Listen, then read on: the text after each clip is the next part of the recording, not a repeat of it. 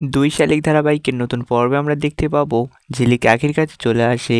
তখন আখি ঝিলিককে বলে, ঝিলিক তুই এখানে? তখন ঝিলিক বলে, হ্যাঁ রে, আমি দেবার সঙ্গে গৌরবকে এখানে দেখতে এসেছি।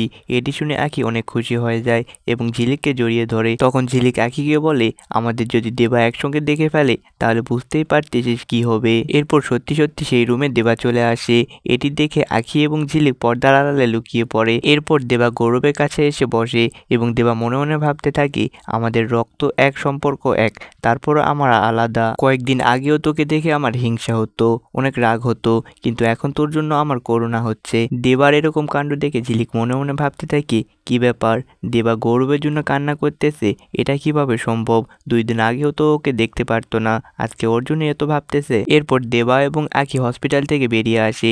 তখন আখি দেবাকে বলে, আমি গৌরব স্যারকে দেখে আসলাম। তখন দেবা বলে, গৌরব স্যার?